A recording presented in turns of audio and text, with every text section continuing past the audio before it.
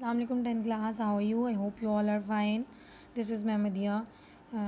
Till now we have read the whole text of this first chapter of your book, question answers as well as glossary. Today we are going to learn about some grammar, concrete noun, abstract noun, article, noun phrase, etc.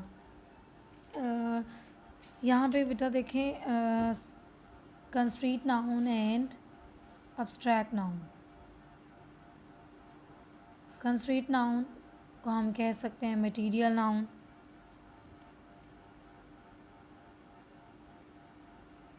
और abstract noun ये हम लोगों ने noun की पढ़ी है definition, यानी जो चीज़ जिसे हम यूँ कह सकते हैं कि वो चीज़ जिसे हम देख सकते हैं, जिसे हम महसूस कर सकते हैं, जिसे हम छू सकते हैं, जो वॉल्यूम रखती है, जो हुज्जम रखती है, उसको कहते हैं कंस्ट्रीट मटीरियल नाउन. उसे क्या कहते हैं? Material noun. और एब्स्ट्रैक्ट नाउन किसको कहते हैं? वो नाउन जो जिसे हम सिर्फ महसूस कर सकते हैं, उसे कहते हैं एब्स्ट्रैक्ट नाउन. ज़्यादा भी इस बारे में कहा जा सकता है कि ऐसा इसम जिसका मादी वजूद हो वो मटेरियल नाउन, और वो जिसका वजूद ना हो, जो महज ख्याल या हालत हो, उसे कहते हैं एब्स्ट्रैक्ट नाउन.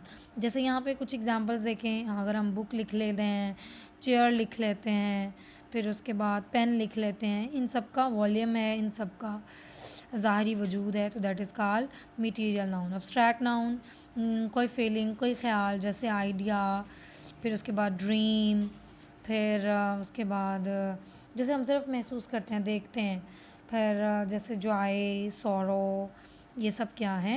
एब्स्ट्रैक्ट.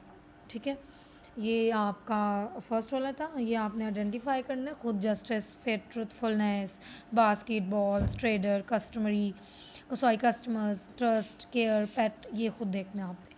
नेक्स्ट आपका सेकंड बी वाली एक्टिविटी है आर्टिकल्स हमने देखने हैं. There are two types of articles. Firstly indefinite article और सेकंड है डेफिनेट आर्टिकल. ठीक है, और इंडेफिनेट आर्टिकल में आता है ए एंड एन, और डेफिनेट में आता है द. ए का सिंपल आप लोगों को पता है कि जब कोई भी वर्ड कॉन्सोनेंट से स्टार्ट हो रहा है तो उससे पहले हम लगाएंगे ए, और जब कोई वर्ड वोवल से स्टार्ट हो रहा है उससे पहले हम लगाएंगे एन. और दा का यूजेज के बारे में हम थोड़ा सा देखते हैं. दा किसके साथ लिखते हैं? दा जो है वो before the name of oceans, before the name of reverse.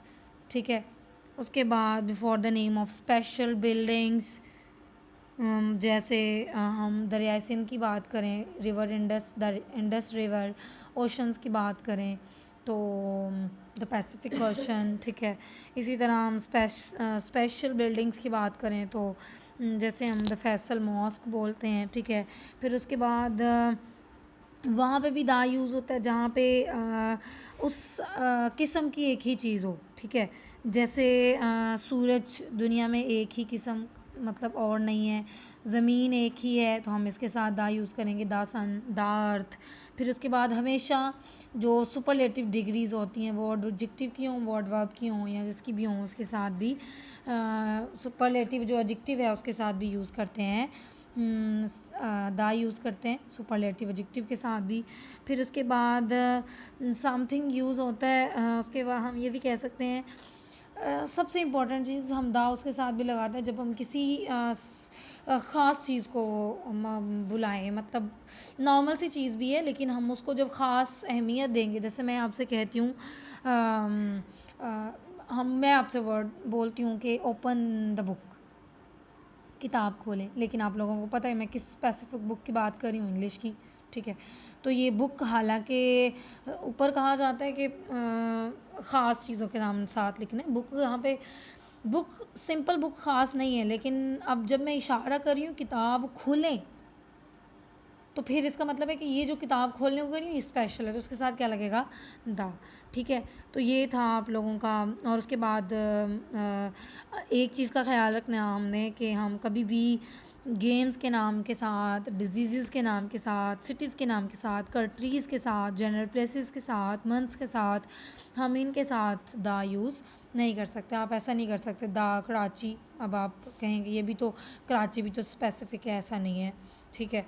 उसके बाद हम जैसे द मंडे नहीं लिख सकते, ठीक है, सिंपल ये बता रही थी मैं, दा का यूजेज ये है, ठीक है।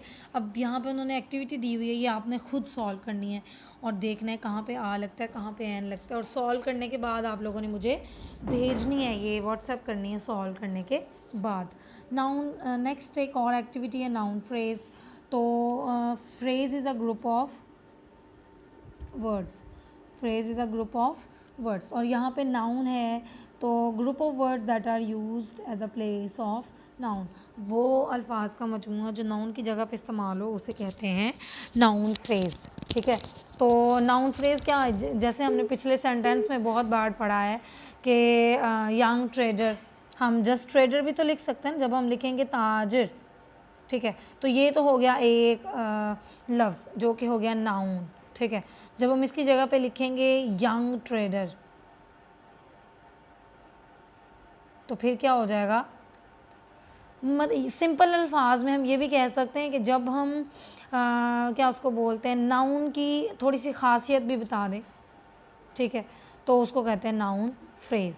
जैसे कि हम क्या उसको बोलते हैं, हम यूँ लिख देते हैं टॉल बॉय, ठीक है, ये भी नाउन फ्रेज है, सेंटेंस में आता है, सिंपल नहीं। यहाँ पे वैसे तो ये जो टॉल है ये एडजेक्टिव होगा, ये यंग जो है ये एडजेक्टिव होगा, when it is used in a sentence and it is working as the place of noun, तो it is called noun phrase. जैसे यहाँ पे एग्जांपल देखें, एज अ यंग ट्रेडर, नौजवान ताजरों ने कैसे से ही अर्न गुड रेपुटेशन, उन्होंने अच्छी शोहरत कमाई, तो ये एक सेंटेंस है। तो इस सेंटेंस में उन्होंने क्या किया है, यंग ट्रेडर जो है ये नाउन की जगह पे काम कर रहा है और एक वर्ड नहीं है, 3 अल्फाज हैं, तो ये क्या हुआ, फ्रेज, ठीक है, ये हो गया नाउन फ्रेज। तो ये भी एक्टिविटी है आप लोगों की, ये भी आप लोगों ने सॉल्व करनी है।